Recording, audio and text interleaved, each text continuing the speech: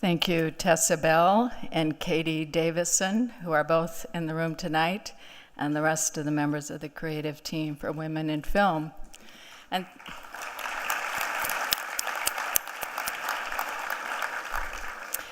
thank you to our honoree, Brian Lord, and your friends and colleagues for being here tonight.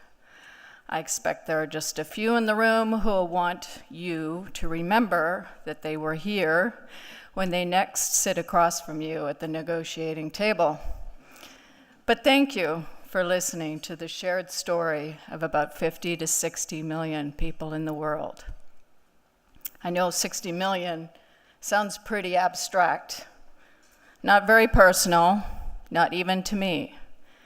But today, one of our best friends, an epilepsy expert who spent his whole life caring for hundreds of patients with epilepsy, is in the hospital. In April, he was riding his bike in Brentwood. He hit a bump in the road.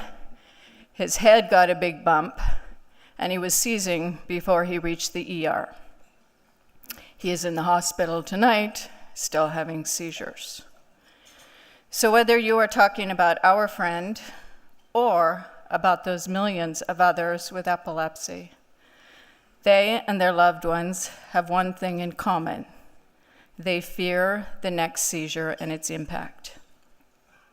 Our Epilepsy Foundation of Greater Los Angeles had no choice except to lead the fight to end epilepsy.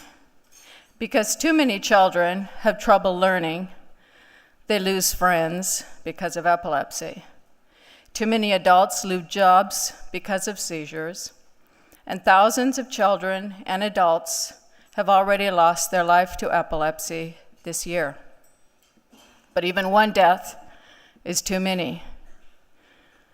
Carly was 19 when she lost her battle during a seizure just a few weeks ago. And her parents are in the room tonight because they have joined our battle to end epilepsy in memory of their beloved daughter. You know, we wish everyone was informed about epilepsy. We wish there were no misunderstandings that Andrew spoke about. But in spite of the progress, there is a lot yet to be done. As a small example, it seems, some even think you still put something in the mouth of someone having a seizure, but that is not correct.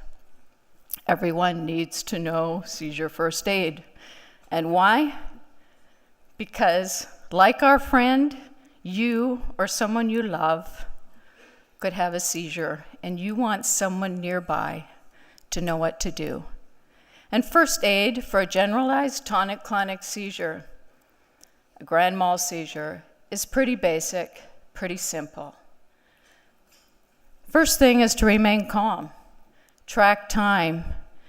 These happen very fast. Protect from hazards, cushion the head from injury, turn them on their side to keep the airway clear. Look for a medical ID. Call 911 if the seizure repeats several times, or if they do not regain consciousness, if they have the seizure for 5 minutes. Do not hold the person down. Do not put anything in their mouth. Stay with the person until they are again alert. You can also help our mission if you include epilepsy in your storytelling and your movie making. If the story is accurate and fair, it will be a powerful weapon in our fight to end epilepsy. I hope you'll take my card as you leave, because the card on the back includes seizure first aid, and you can call us anytime.